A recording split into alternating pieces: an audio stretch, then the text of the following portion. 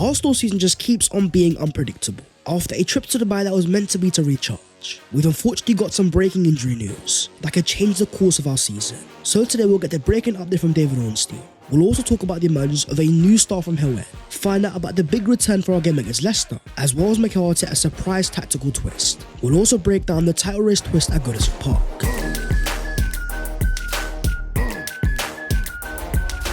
Yo, what is going on, guys? My name is Bass14. Welcome back to Boys Channel. I really do hope you guys are doing sensational, because right now as an Arsenal fan, things are getting hot. As per, smash a like if you enjoy and subscribe to the channel if you are new. Help your boy on the road to 300,000 subscribers. But starting off with the breaking Havertz news. In a season in which he had run himself into the ground, with 20 goals and assists in 34 appearances, a trip to Dubai was meant to give him some time to rest, recuperate, recharge and go again, as Arsenal's only remaining centre-forward option. But then we got a worrying update, as Mikel confirmed that Arsenal striker Havertz had suffered a worrying muscular injury while training in Dubai, the issue being hamstring related, full diagnosis unconfirmed, with even the reliable team ticks confirming the injury in Dubai was caused during a high-pressing drill. The third hamstring injury that Arsenal had suffered this season. First Bukayo Saka, then Gabriel Martinelli. Surely this couldn't be any worse. Well, David Ornstein confirmed the news that no Arsenal fan wanted to hear, that Kai Havertz now set to miss the rest of the season for injury, with the Arsenal forward suffering from a torn hamstring during training in our camp in Dubai. It's unclear if the player will require surgery, but the focus is now getting fit for the 2025-26 campaign, which now means that Arsenal have 4 forwards out injured. Both centre forwards Havertz and Jesus out for the season, with Bukayo Saka out until March, and likewise Gabriel Martinelli. At this point you have to ask yourself the question, is this season cursed? Or is there a deeper meaning behind the injuries? With 3 of the 4 injuries being hamstring ones. In terms of Saka and Havertz, they were known for being injury free. Ironmans over the past few seasons always available, but after constantly being played in very high intensity environments, not only Arsenal attack on a consistent basis, but also Arsenal track back. In terms of Havertz this year, when compared to both Haaland and Salah, he actually has the same amount of games in all competitions. But the difference is responsibilities, having covered 123 kilometers this year in the Premier League, second to only Bruno Guimaraes, a centre forward putting in midfield covering numbers. With next to no rotation whatsoever, Arsenal were always playing with danger, having played 90 minutes 19 times in the Premier League this season, 120 minutes against United in the FA Cup, then 90 minutes 5 times in the Champions League, as well as the full 180 against Newcastle. Kai has been an Iron Man, he has always been reliable. Despite all the questions over his ability, his constant availability must be respected. But now out for the rest of the season, we have to ask some serious questions, particularly towards the Arsenal ball. After Mikel Arteta made it clear that he wanted a brand new striker in January, chasing Benjamin Sesko and then Ollie Watkins, reports claim that money was even available, but the Arsenal board, Tim Lewis and Richard Garlick, as well as our interim sporting director Jason Ito, were against making any short-term moves, a mentality that is now costing Arsenal badly. Fighting for a title now with only 3 forwards available, that being Trossard, Sterling and a 17-year-old Ethan Nwaneri, up against a Liverpool side that had the informed Mo Salah, Luis Diaz, Cody Gakpo, Diego Jota, and of course Darwin Núñez. Mikel Arteta now finds himself in a very difficult scenario, and it also opens a longer-term question. For a manager that has so much ambition in terms of winning titles, that has squeezed nearly every bit out of this squad over the past couple of seasons, got us fighting for a title, despite spending less than Tottenham, City, United and Chelsea since arriving in 2019. This is where the ownership has to be careful. If the board is unable to match Mikel Arteta's ambitions, how long will he be able to continue? In a window we've just seen Man City spend £200 million, Arsenal is scared to spend an extra 20 on Ollie Watkins. Is that ambition shown towards Mikel Arteta? Will that see sustained success even if we win a title? And are Arsenal getting too comfortable? For me, this all points towards the demand for a new sporting director. Despite talk about the internal people being happy with Jason Ito, what Arsenal need is a Mikel Arteta behind the scenes that is able to do the genius work there as well. So according to the reliable Mikel, if the club decides to hire a new sporting director externally, Roberto Larbi will be the perfect fit in every aspect. The current director of Real Sociedad set to leave them at the end of the season. There's a whole host of top directors across Europe, and for Arsenal it's about recruiting the best of the best, matching the excellence on the field with a stern man behind the scenes. But what about the season itself though? With both our strikers out until the end of the season, the logical answer is Mikel Arteta turns to Leandro Trossard, a player that has played in the false line in the past, to a very high level as well, with the options of Raheem Sterling on the left hand side and Nwaneri on the right. According to some other reports though, Mikel could also turn to Ethan Nwaneri as a number 9 option, having spoken early in the season of Ethan potentially being a long-term number 9. With our top 4 goal scorers injured, it leaves Nwaneri as our highest goal scorer left available, followed by Gabriel Magalhaes, Leandro Trossard and Declan Rice. As Simon Collins says, Mikel Arteta is not the first coach at Arsenal to think Nwaneri could become a number 9, with with those at the under 14s and under 15 level thinking the exact same. What Ethan is a natural goal threat. A maverick in the final third able to create separation inside the box, to fire off shots on a consistent basis. With no Saka until potentially April, Martinelli out for a month as well. It's a lot of pressure on a 17-year-old, but as the saying goes, pressures make diamonds. You've also had some more rogue reports saying Mikel Arteta could use Mikel Merino as a potential centre forward. This is something that I'm going to have to see before I believe, but the report claims he could be seen as a Marouane and Fellaini type, a player Mikel Arteta played with during his time at Everton.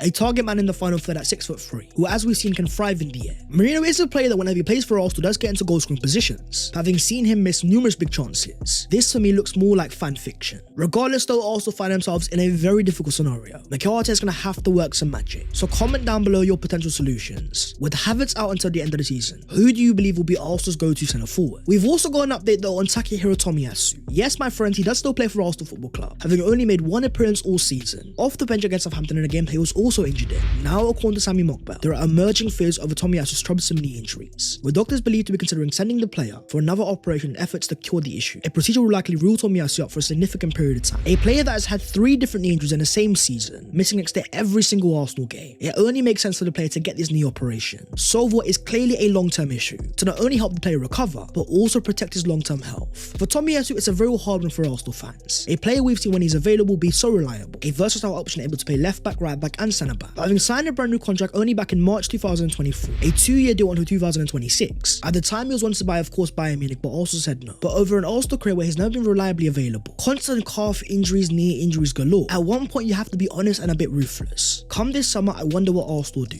With the reports about Zinchenko and Kiwior also set to leave, will they be open to offers to Takehiro Tomiyasu? With the bigger question being what teams are going to be after him. But moving on to a Sammy Mikel update. After all the doom and gloom with the Kai Havertz news coming out of nowhere, on top of the news of Gabriel Martinelli, it has shown a clear issue in Arsenal squad planning. Having only invested £70 million in the summer, then nothing in January. One thing's become even more clear that come summer 2025, there will need to be a gargantuan amount to spend. And according to Sammy Mikel, Arsenal want to conduct the summer transfer business early and have accelerated the process of hiring a new director of football. With Roberto Larbi ticking every single box, Arsenal could yet choose to give the job to Jason Ito. Whoever takes over the job, there will be a lot to do.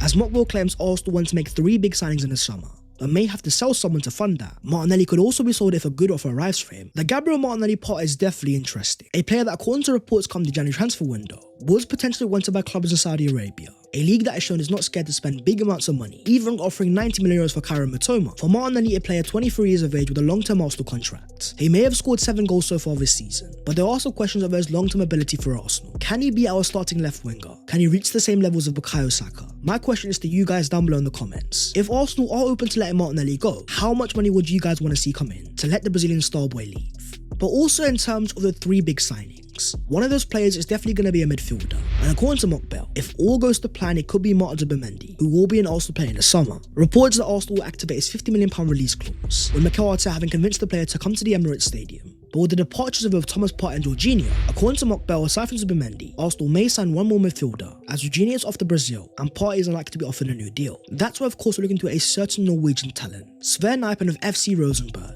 a player that Arsenal tried very hard to sign in January, but chose to wait until the end of the season to make his decision.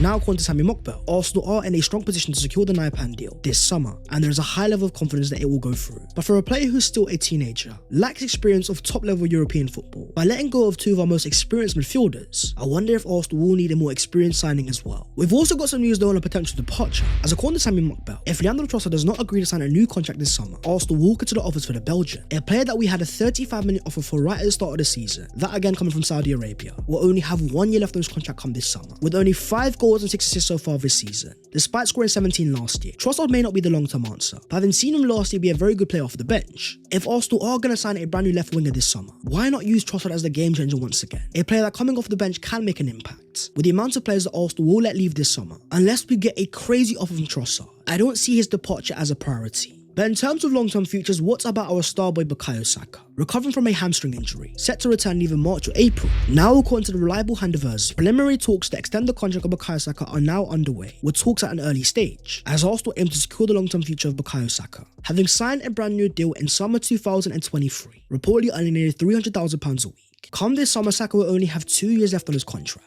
Arsenal are trying to be proactive, not allow Saka to enter his final year, as well as rewarding a player that deserves it, having got 9 goals and 13 assists in 24 games this season. Before his injury was on course for having a record-breaking season. At only 23 years of age, a real superstar in the making, one of our most game-changing attackers in the final third. Having seen what's happening in Liverpool with Trent, Salah and Van Dijk, when you've got superstars like Saka and Saliba, Arsenal need to be on top of it. Reward the players as soon as possible to not only show they're respected, but to preserve their long-term features of the club. But in terms of the club themselves, the Dubai camp soon to come to an end. Our next 4 fixtures are Leicester away, West Ham at home, Forest away and United away. With our first game back of course being at the King Power against Ruud van Nistelrooy's Leicester City, a team that is currently fighting relegation, but with players that have a history of hurting Arsenal, the main one of course being Jamie Vardy. For Mikel Arteta, he is going to have the returning Ben White, who according to Sammy Mokbel is set to return for Arsenal and could be named on the bench for the game against Leicester at the weekend. But the real question is what's going to happen with our forward line. Is it going to be Trossard as the false 9, or could we see Ethan Nwaneri? Or will Mikel Arteta throw us a surprise, potentially playing Ethan Nwaneri there? But there also could be a chance for the youngsters. Having seen Hill and provided Arsenal 2 superstars this season,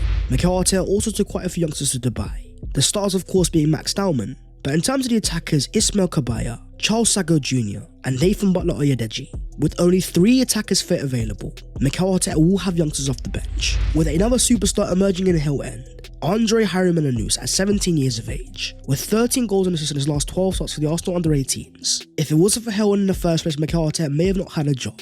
First it was Saka and Smith-Rowe, then Miles and Ethan. I wonder if we see another emergence soon, because in terms of the title race things have definitely got interesting. After Liverpool held to a 2-2 draw in the game ahead against Everton, conceding a 98th minute equaliser, with limbs after the game as Everton snatched the point, Arne Slot losing the plot as he got sent off alongside Curtis Jones. In terms of the table, Arsenal remains second, 7 points behind Liverpool now, with both the same amount of games played. There is no denying Liverpool are still the favourites, especially after all our injuries as well.